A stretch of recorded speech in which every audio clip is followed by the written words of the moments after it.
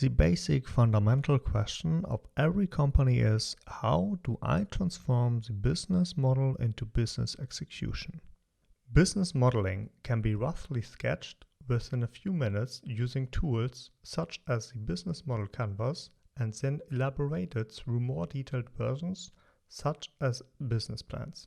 In contrast to this stands the business execution, in which nowadays products and services are typically implemented with backlog systems.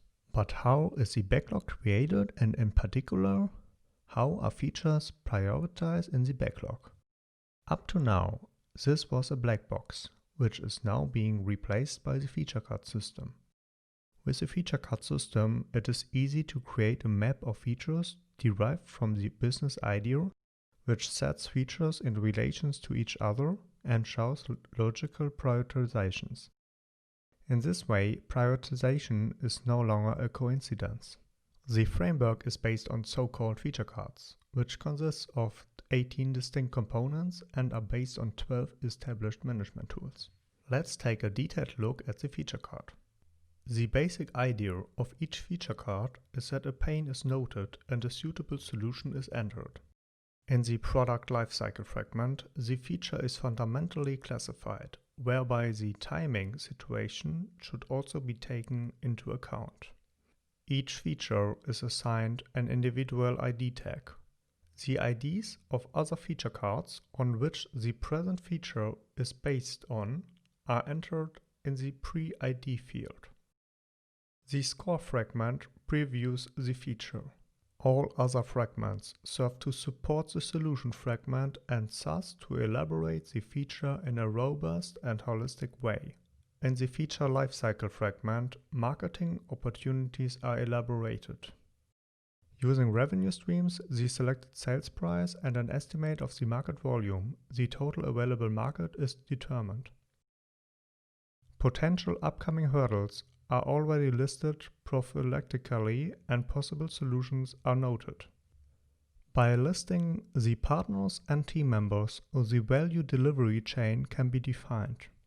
In the costs fragment, running costs in particular are noted, which are matched against the revenue streams. The investment fragment is used to list particularly high one-off costs for the implementation of the feature.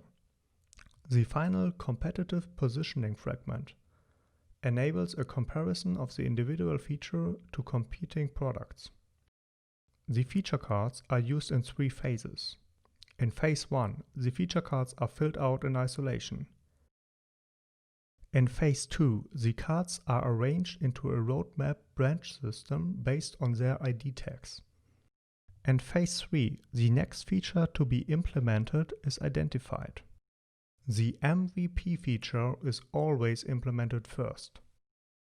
The MVP should be a single feature card if possible. In special cases, however, it can also comprise a bundle of several features.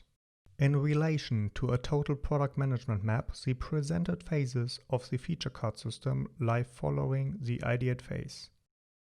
In the transition between the ideate and plan phase, the business model is split up into the individual feature cards and then passes through the 3 phases presented. The identified feature to be implemented is then used to derive the backlog with which the product is built. The measure and learn feedback phases make it possible to identify where future work is needed on the product management map. If the delivered product turns out to be a disaster for the customer, the business idea itself must be questioned. In the case of success, a shortened path is fine. If new features have been identified through feedback from the customer, they are included and then added to the branch. If the customer requests other features first, rebranching must be carried out. If the customer is satisfied, the next feature can be identified and implemented directly. If new features have been identified through feedback from the customer, they are included and then added to the branch. Here we see 3 filled feature cards that were created for the development of the mobile app Clipback.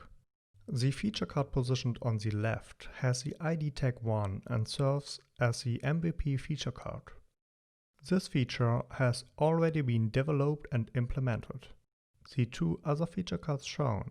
Both have the pre-ID 1, so that both build directly up on the MVP feature and could therefore be developed directly as the next feature. In contrast to other feature cards, there is therefore subjective room for interpretation when creating the branch structure and thus prioritizing the features. However, since the feature cards each provide a compact holistic analysis, a quick and good decision can be made. In this case, the user decides to exchange the order. Here you can see a fully constructed feature card system. The features could be implemented, for example, in the order animated here.